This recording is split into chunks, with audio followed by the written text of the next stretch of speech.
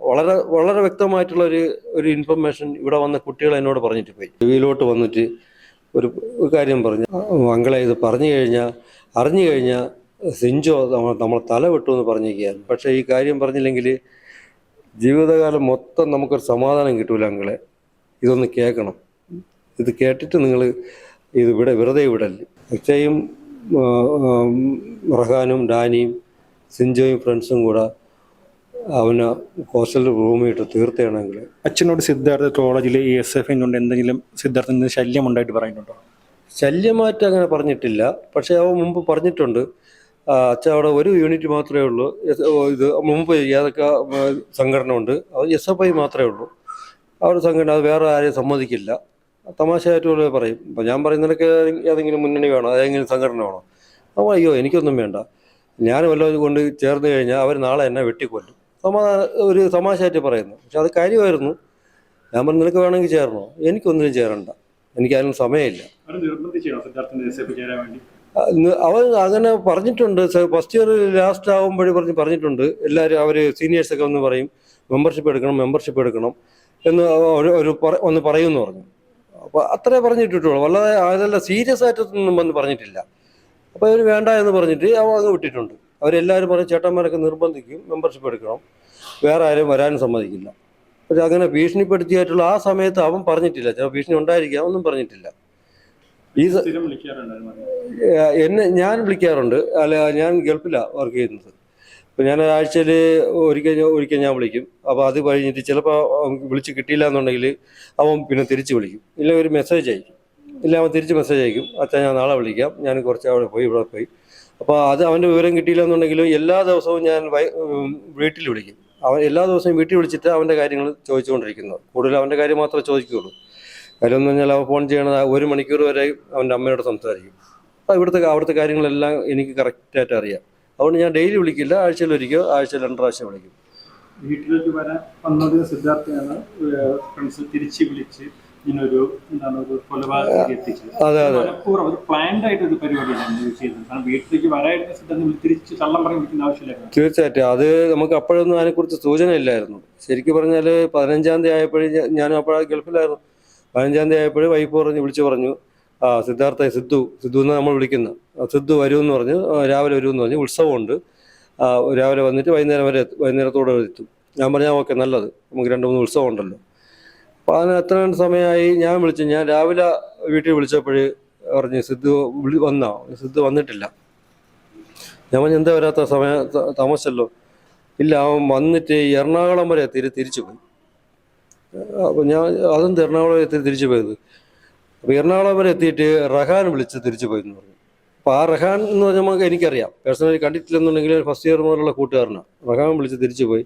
എന്തിനാണ് ചോദിച്ചപ്പോൾ പറഞ്ഞു അത് കുറച്ച് സർട്ടിഫിക്കറ്റ് കോളേജിൽ അത്യാവശ്യമായിട്ട് കൊടുക്കാറുണ്ട്, അതുകൊണ്ട് പോയി. ഇത്ര മാത്രം പറഞ്ഞിട്ട് എൻ്റെ വൈഫും ഫോൺ വെച്ചു. അവൾക്ക് ഇത്രേ പറഞ്ഞോളൂ. അത് കഴിഞ്ഞിട്ട് 2-3 ദിവസം വരെ ഇവൻ അങ്ങോട്ട് വിളിക്കുമ്പോഴേ ഇവൻ ഒരു മറുപടിയും പറയുന്നില്ല. കാര്യം എന്ന് പറഞ്ഞാൽ ഒരു ദിവസം എപ്പോഴും ഇവിടെ നിന്ന് ലീവ് അല്ലെങ്കിൽ യാത്ര കഴിഞ്ഞ് പോയാലും ഒരു ദിവസം ഫുള്ള് മൂഡോഫായി. മൂഡോഫ് എന്നല്ല, ഉറക്കമായിരിക്കും, ക്ഷീണമായിരിക്കും. അതുകൊണ്ട് അന്ന് അസ്വാഭാവികമായിട്ടൊന്നും തോന്നിയില്ല. ഉറക്കമായിരിക്കും എന്ന് പറഞ്ഞിട്ട് പിറ്റേന്ന് 17-ാം തീയതി വിളിച്ചു. 17-ാം തീയതി വിളിച്ചിട്ട് ഞാൻ വിളിച്ച സിദ്ധു എന്തായി കോളേജിൽ ആ പേപ്പർ കൊടുത്താൽ. അപ്പോൾ അവൾ പറഞ്ഞു വിളിച്ചപ്പോഴേ അവൾ കിടക്കണ്, കുറച്ച് കഴിഞ്ഞിട്ട് കൊടുക്കാമെന്ന് പറഞ്ഞു. അപ്പോഴേക്കും ഡൗട്ടൊന്നും തോന്നിയില്ല. സാധാരണ 1 മണിക്കൂർ സംസാരിച്ചുകൊണ്ടിരിക്കുക, ഒരു ഡൗട്ടും തോന്നിയില്ല. പിറ്റേന്ന് വീണ്ടും വിളിക്കുമ്പോഴും അവൻ ഫോൺ എടുത്തില്ല. അപ്പോൾ അവൻ്റെ കൂട്ടുകാരൻ്റെ അക്ഷയ് എന്ന് പറഞ്ഞിട്ടുണ്ട്, അവൻ്റെ കൂടെ നിൽക്കുന്ന ഫസ്റ്റ് ഇയർ മുതലുള്ള അക്ഷയെ വിളിച്ചിട്ട് ഫോൺ കൊടുക്കാൻ പറഞ്ഞപ്പോൾ ഉടനെ ഫോൺ അവൻ്റെ കൊടുത്തു, സിദ്ധുവിൻ്റെ കൊടുത്തു. പിന്നെ വീണ്ടും ഒറ്റ വാക്കെ സംസാരിക്കുള്ളൂ, അമ്മ ഞാൻ കഴിക്കാൻ പോണു, അല്ലെങ്കിൽ ഞാൻ കിടക്കുന്നു. അപ്പോഴും ഫോൺ കട്ടാവും. വീണ്ടും എന്തോ രാത്രി വിളിക്കുമ്പോഴും വിളിക്കുന്ന സമയത്ത് ആദ്യം ഡയറക്റ്റ് സിദ്ധുവിനെ വിളിക്കുമ്പോൾ ഫോൺ എടുക്കില്ല. പക്ഷേ ഈ കാര്യം എനിക്കറിയാം. അവൾ വിളിക്കുമ്പോൾ ഫോൺ കുറച്ച് നേരം വിളിച്ചിട്ട് ഞാൻ അക്ഷയെ വിളിച്ചു. അക്ഷയെ വിളിക്കുന്ന അതേ സമയത്ത് എന്നെ സിദ്ധുവിൻ്റെ ഫോൺ കിട്ടും. അവൻ പറയുന്നത് ഞാൻ കഴിക്കാൻ പോകുന്നു, അല്ല ഞാൻ കിടക്കാൻ പോകുന്നു. ഈ 18-ാം തീയതിയും ഇത് തന്നെയാണ് ഉണ്ടായത്. 18-ാം തീയതി പറഞ്ഞു അവൻ നാട്ടിലോട്ട് വരുന്നു. എന്നോട് പറഞ്ഞില്ല, വൈഫിനോട് പറഞ്ഞു 18 നാട്ടിലോട്ട് വരുന്നു. 12 മണിക്ക്. സിദ്ധുവിന്റെ മാമൻ ഹോസ്പിറ്റലിൽ ചെന്നപ്പോൾ സിദ്ധുവിന്റെ ഒരുപാട് പാടുകളുണ്ടായി പറയാനുണ്ട് ശരീരത്തിൽ. പോലീസ് പറയുന്ന വിഷയത്തിന് തൂങ്ങി മറ്റുന്ന പാടായിരുന്നു. അതുപോലെ തന്നെ ഈ കോളേജിലെ അധ്യക്ഷര് ഒരു നല്ല രീതിയിലല്ല പെരുമാറിയെന്ന് മാമൻ പറയുന്നുണ്ട്. അപ്പൊ ഈ മരണത്തിൽ കോളേജ് അധികൃതർക്കും പങ്കില്ല? തീർച്ചയായിട്ടും പങ്കുണ്ടാവും എന്നാണ് എനിക്ക് തോന്നുന്നത്. കാര്യം വന്നു കഴിഞ്ഞാൽ 3 ദിവസം വെച്ച ഒരു ടോർച്ചറിങ് ആണ് നടന്നിരിക്കുന്നത്, റാഗിങ് ആണ് നടന്നിരിക്കുന്നത്. 3 ദിവസം വരെ അങ്ങനെ നടന്നിട്ടുണ്ടെന്നുണ്ടെങ്കിൽ അവിടെ അവർക്ക് ആർക്കും അറിയാതിരിക്കാൻ പറ്റില്ല. അത് മാത്രമല്ല, എൻ്റെ അളിയൻ പറഞ്ഞാണ് 130ഓളം പേര്, ഇത്രയും പേരെ വെച്ച് മുമ്പ് വെച്ച് പരസ്യ വിചാരണ നടത്തിയിട്ട് ഒരു ടോർച്ചറിങ്ങും ഒരു റാഗിങ്ങും മർദ്ദനവും നടക്കുമ്പോൾ ഒരു ഡീന് ഒരു പ്രിൻസിപ്പാൾ അറിഞ്ഞില്ല എന്ന് പറയുമ്പോൾ, അല്ലെങ്കിൽ അറിഞ്ഞിട്ട് മിണ്ടാതിരിക്കും എന്ന് പറയുമ്പോൾ അത് ഭയങ്കര കുറ്റമാണ്. ഡീനാണ് വാർഡൻ. അപ്പോൾ അവിടുത്തെ വാർഡൻ എവിടെ പോയി? ഇത്രയും പ്രശ്നങ്ങൾ നടക്കുമ്പോൾ 130 പിള്ളേരെ വെച്ച് പ്രശ്നങ്ങൾ നടക്കുമ്പോൾ അവിടുത്തെ വാർഡൻ എവിടെ പോയി? ആ വാർഡൻ എന്തുകൊണ്ട് റിപ്പോർട്ട് ചെയ്യില്ല? അല്ലെങ്കിൽ ഈ ഡീന് എന്തുകൊണ്ട് നമ്മളത്തെ ഈ കാര്യങ്ങൾ ആദ്യം അറിയിച്ചില്ല? അത് മാത്രമല്ല, വളരെ വളരെ വ്യക്തമായിട്ടുള്ള ഒരു ഇൻഫർമേഷൻ ഇവിടെ വന്ന കുട്ടികൾ എന്നോട് പറഞ്ഞിട്ട് പോയി. അത് മാത്രമാണ് എനിക്കറിയാമെന്നുള്ള ഒരു എവിഡൻസ്. ബാക്കിയുള്ളതൊന്നും അറിയില്ല. അതായത് ഈ മരണം നടന്നത് 18-ാം തീയതിയാണ്. 18-ാം തീയതി മരണം നടന്നു. ഞാൻ അപ്പോഴെന്നെ വന്നു, എന്നെ വിളിച്ച് പറഞ്ഞ് ഞാൻ എങ്ങനെ ഇവിടെ എത്തി. 19-ാം തീയതി ഇവിടെ എത്തിയിട്ട് എത്തിയ സമയത്ത് ഇവരെല്ലാം ബോഡി വാങ്ങാൻ പോയി. ഷിബു, എൻ്റെ അളിയനും എല്ലാം ബോഡി വാങ്ങാൻ പോയി. അവർ വയനാട്ടോട് പോയിക്കൊണ്ടിരുന്നു. ഞാനിവിടെ വന്നപ്പോൾ ഒരു വിവരമില്ല. ഇവിടെ വന്നപ്പോഴേ പറഞ്ഞു മകൻ തൂങ്ങി മരിച്ചു എന്ന്. ബോഡി കൊണ്ടുവരുന്നതിന് മുമ്പ് ഇവിടെ ഉള്ളവർ ഏതോ സ്റ്റേഷനിൽ നിന്നോ പോലീസ് സ്റ്റേഷനിൽ നിന്നോ അറിയിച്ചു മകൻ തൂങ്ങി മരിച്ചാണ് അവിടെ നിന്ന് അറിയിച്ചത്. അപ്പോഴേ ഞാൻ വിചാരിച്ചു അതൊരു ചാൻസും ഇല്ല, മകൻ തൂങ്ങി മരിക്കില്ല. ഞാൻ വിചാരിച്ചുകൊണ്ടിരിക്കുക. എന്നിട്ട് 20-ാം തീയതി മോൻ്റെ ബോഡി കൊണ്ടുവന്ന് ഇവിടെ വന്നിട്ട് ഇവിടെ കിടത്തിയിട്ട് പിന്നെ ചടങ്ങിന് വേണ്ടി എടുത്തുകൊണ്ട് പോയി, സംസ്കാരത്തിന് വേണ്ടി കൊണ്ടുപോയി. അപ്പോൾ എൻ്റെ ഇളയ മകനായി സംസ്കാരം ചെയ്യുന്നത്, അവൻ്റെ അനിയൻ. അപ്പോൾ ഞാൻ കൂടെ പോയില്ല, കുറച്ചപ്പുറത്താണ് ചെയ്യുന്നത്.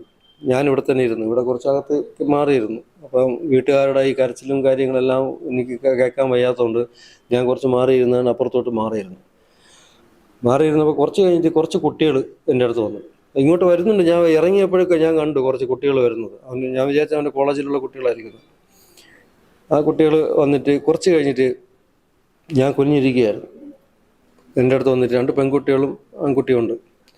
എൻ്റെ തോളിലും കഴുത്തിലും ഒക്കെ പിടിച്ചിട്ട് ഇങ്ങനെ കെട്ടിപ്പിടിച്ചിട്ട് ചെവിയിലോട്ട് വന്നിട്ട് ഒരു കാര്യം പറഞ്ഞു. അങ്ങളെ ഒരു കാര്യം പറയട്ടെ. അവർ മനസ്സിലാക്കി ഞാനാണ് അച്ഛനാണ്. അങ്ങളെ ഒരു കാര്യം പറയണം, പറഞ്ഞു കേട്ടോന്ന് ചോദിച്ചു. ഞാൻ പറഞ്ഞു അത് അച്ഛനോടോ അല്ലെങ്കിൽ അമ്മയോടോ പറഞ്ഞിട്ട് പോകാൻ പറ്റുള്ളൂ. വേറെ ആരൊക്കെയാണ് ഇവിടെ ബന്ധുക്കളോ കാര്യങ്ങളോ നമുക്കറിയില്ല. ഞാൻ പറഞ്ഞു മക്കളെ പറഞ്ഞ കുഴപ്പമില്ല, അതിപ്പോൾ അമ്മേൻ്റെ അടുത്ത് പറയാൻ പറ്റില്ല, അമ്മയുടെ സ്ഥിതി ഇതാണ്, അച്ഛൻ കേൾക്കണം. അത് കഴിഞ്ഞിട്ട് ഉടനെ പറഞ്ഞ് മക്കളെ ഇത് അറിഞ്ഞു കഴിഞ്ഞാൽ സിഞ്ചോ നമ്മൾ തല വിട്ടു എന്ന് പറഞ്ഞിരിക്കുകയായിരുന്നു. ആരെന്ന് സിഞ്ചോ എന്ന് എനിക്കറിയില്ല, സിഞ്ചോ തല വിട്ടു എന്നാണ് പറഞ്ഞിരിക്കുന്നത്. ഓക്കെ പറഞ്ഞു, ഇതാര് സിഞ്ചോ? ഞാൻ ഒരിക്കലും ആ പേര് കേട്ടിട്ടില്ല. അടുത്ത് പറഞ്ഞെന്ന് പറഞ്ഞാൽ ഇത് പറഞ്ഞ കോളേജിൽ നിന്നും പറഞ്ഞു വിട്ടു.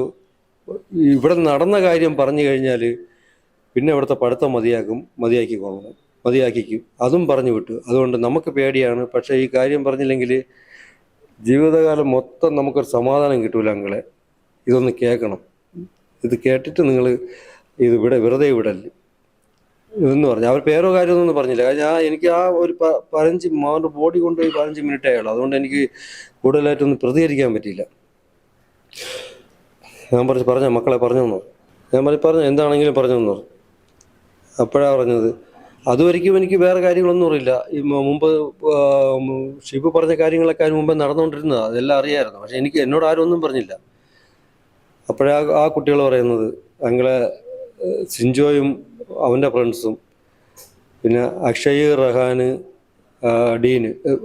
Dani, അക്ഷയും റഹാനും Dani. ഈ അക്ഷയ്, റഹാന്, ഡാനി എന്ന് പറയാൻ കാര്യം ഈ പേര് എനിക്ക് നല്ലവണ്ണം അറിയാം, എപ്പോഴും അറിയാം. അവൻ മോനെ വിളിക്കുമ്പോഴും എല്ലാം അവൻ്റെ കൂട്ടുകാരാണ്, അവരെല്ലാം ഫസ്റ്റ് ഇയർ എന്നുള്ള കൂട്ടുകാരാണ്. വൈഫ് വിളിക്കുമ്പോഴും പറയും ഈ പേരുകളെ, കൂട്ടുകാരുടെ പേരും. അവരോട് പുറത്തു പോയി, ഡാനിയുടെ പുറത്ത് പോയി, അക്ഷയുടെ പുറത്ത് പോയി കഴിക്കാൻ പോയത്. അപ്പോൾ ഈ പേരെനിക്കറിയാം. അക്ഷയും റഹാനും ഡാനിയും സിഞ്ചോയും ഫ്രണ്ട്സും കൂടെ അവന് ഹോസ്റ്റലിൽ റൂമിട്ട് തീർത്തുകയാണെങ്കിൽ അവൻ തൂങ്ങി മരിച്ചതല്ല. വേറെ ഡീറ്റെയിൽസ് ഒന്നും എൻ്റെ അടുത്ത് പറഞ്ഞില്ല. ഹോസ്റ്റൽ റൂമിട്ട് തീർത്ത വെറുതെ വിടല്ലേ, പറയാതെ പോയി കഴിഞ്ഞാൽ ജീവിതകാലം മൊത്തം നമുക്കൊരു സമാധാനം ഉണ്ടാവും. ഇത്രയും പറഞ്ഞിട്ട് അവരങ്ങ് പോയി. അതിന് ശേഷം പിന്നെയും അതിൻ്റെ പിറ്റേന്ന് ഞാൻ അറിയുന്നത് ഈ 3 ദിവസം വരെ ഇവൻ തിരിച്ചു പോയാൽ ഞാൻ അറിയാതിരിക്കുക. തിരിച്ചു പോയിട്ട് 3 ദിവസം വരെ ഇവന്മാർ എല്ലാവരും കൂടെ ഇട്ട് റാഗ് ചെയ്ത് അടിച്ച് കൊന്നുകൊണ്ടിരിക്കുകയായിരിക്കും. ഈ ഒരു കാര്യം കറക്റ്റായിട്ട് എനിക്കറിയാം, ഇവരൊന്ന് പറഞ്ഞിട്ടുള്ളത്, ബാക്കിയൊന്നും അറിയില്ല. മറ്റുള്ള കാര്യം, ഒരു കോളേജിൽ ഒരു വിദ്യാർത്ഥി എന്തെങ്കിലും സംഭവിക്കുന്നു, കോളേജ് അധികൃതർ അല്ലെങ്കിൽ അവിടുത്തെ പ്രധാനപ്പെട്ട സ്റ്റാഫുകൾ അച്ഛനെ അമ്മയെ വിളിച്ചു പറയാൻ ബുദ്ധിമുട്ടാണെങ്കിൽ ബന്ധുക്കളെ വിളിച്ചാണ്. പക്ഷെ ഇവിടെ വിളിച്ചു പറയുന്നത് PG സ്റ്റുഡന്റ് ആണ്. അതാണ് നമുക്ക് സംശയം. ഉറപ്പായിട്ടും പറയാം, ഇവിടുത്തെ ലോക്കൽ അവന്റെ ഗാർഡിയൻ നമ്മൾ, അത് കഴിഞ്ഞിട്ടുള്ള അടുത്ത കോൺടാക്ട് നമ്പർ, പിന്നെയുള്ള കോൺടാക്ട് നമ്പർ എല്ലാം നമ്മൾ കൊടുത്തു വന്നിട്ടുണ്ട്. അവർക്ക് നമ്മളത് വിളിച്ച് പറയണമല്ലോ. അപ്പൊ എന്തുകൊണ്ട് അവർ PG സ്റ്റുഡന്റ് നമ്മൾ വിളിച്ച് പറയേണ്ടി വന്നത്? അതേ അച്ഛനമ്മയെ വിളിച്ച് പറയണം, ഓക്കെ ബുദ്ധിമുട്ടാണെങ്കിൽ വേറെ നമ്പറുണ്ട്, കോൺടാക്ട് നമ്പറുണ്ട്. അല്ലെങ്കിൽ അവരെ അറിയിക്കേണ്ട കാര്യമില്ല, അവരിവിടുത്തെ പോലീസ് സ്റ്റേഷനിൽ അറിയിക്കുക, അല്ലെങ്കിൽ എവിടെയെങ്കിലും അറിയിക്കുക വിളിച്ചെന്ന് കാര്യം ഒന്ന് പറയാനായിട്ട്. അവരല്ല അവിടെ പഠിക്കുന്ന ഒരു PG സ്റ്റുഡൻറ്റിനോടും അല്ല പറയേണ്ടത്. അത് നമ്മൾ നഴ്സറി പഠിക്കുന്ന ഒരു കുട്ടികളുടെ അടുത്ത് പറഞ്ഞിട്ട് നീ ചെന്ന് പറ എന്നുള്ള ഒരു സ്റ്റാൻഡേർഡായി പോകും. PG സ്റ്റുഡൻറ്റ് വന്നു കഴിഞ്ഞാൽ അവൻ പഠിക്കാനാണ് വന്നേക്കുന്നത്, അവൻ പഠിച്ചിട്ട് അവൻ്റെ കാര്യം നോക്കിക്കോട്ടെ. പുള്ളിക്കൊരു ഉത്തരവാദിത്വമുണ്ട്, ഡീനിൻ്റെ എന്ന് പറഞ്ഞാൽ ഡീനൊരു ഉത്തരവാദിത്വമുണ്ട്. ഡീനിൻ്റെ ഉത്തരവാദിത്വം എന്തൊക്കെയാണെന്നുള്ള പുള്ളിക്ക് ഒരുപാട് ഉത്തരവാദിത്വമുണ്ട്. അതെല്ലാം എനിക്കറിയാമെന്നുണ്ടെങ്കിൽ ഞാനൊരു ഡീനാവും. അപ്പോൾ പുള്ളിക്ക് ഒന്നും അറിയില്ലേ? അതിനുള്ള ഒരുപാട് കാര്യങ്ങളുണ്ട്. ഡീനിൻ്റെ ഉത്തരവാദിത്വം എന്തൊക്കെ കാര്യങ്ങൾ ചെയ്യണം, ഒന്ന് സംഭവിച്ചു കഴിഞ്ഞാൽ അതിൽ എന്താണ് അതിൻ്റെ ഫർദർ എടുക്കേണ്ട തീരുമാനം, അതിൻ്റെ അടുത്ത് എന്താണ് ചെയ്യണം. ഒരാഴ്ച വരെ, ഒരു ഞായറാഴ്ച അവൻ മരിച്ചു, അടുത്ത ഞായറാഴ്ച വരെ ആ ഡീൻ എന്ന് പറഞ്ഞ അതോ കോളേജ് ആൾക്കാരോ നമ്മളോടൊന്ന് വിളിച്ചു ചോദിക്കുകയോ ഇവിടെ വന്ന് കാര്യം പറയുകയോ ഒന്നും ചോദിച്ചിട്ടില്ല.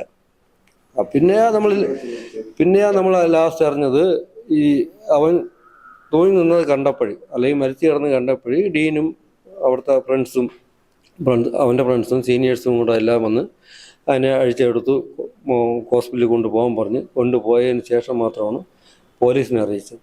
ഡീനും അവൻ്റെ കുറച്ച് സാറിൻ്റെ ഒരു പേരെനിക്കറിയില്ല, ഫിസിക്കൽ എഡ്യൂക്കേഷൻ്റെ സാറുണ്ട്, അവരെല്ലാവരും കൂടെ ആണ് അഴിച്ചു കൊണ്ടുപോയത്. ഡീന് ഈ പ്രതിപട്ടികയിൽ പുള്ളി കൊണ്ട് ഉറപ്പാണ്, ഞാൻ ഉറച്ചു വിശ്വസിക്കുന്നു.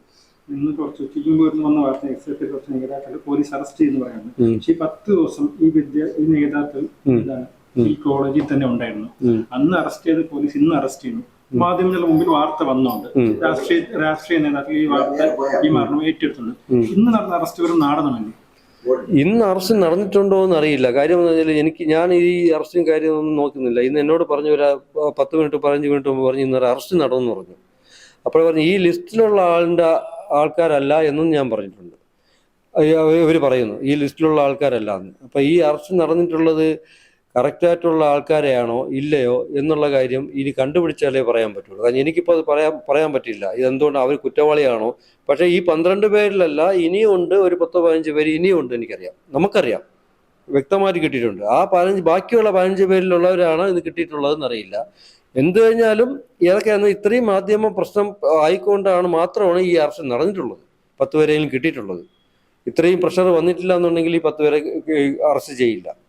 അപ്പോൾ വന്നിട്ട് ഈ 10 പേരാണ് ഇനിയുണ്ടോ ഇനി വരാനുണ്ടോ അത് കൃത്യമായിട്ട് എനിക്ക് ഇപ്പം പറയാൻ പറ്റില്ല. കാര്യം പറഞ്ഞാൽ DYSP സാറ് നമ്മളോട് ഇനിയിപ്പോൾ പുള്ളി നമ്മൾ കോൺടാക്ട് ചെയ്യുന്നുണ്ട്. അത് കഴിഞ്ഞാൽ മാത്രമേ നമുക്ക് അറിയാൻ പറ്റൂ.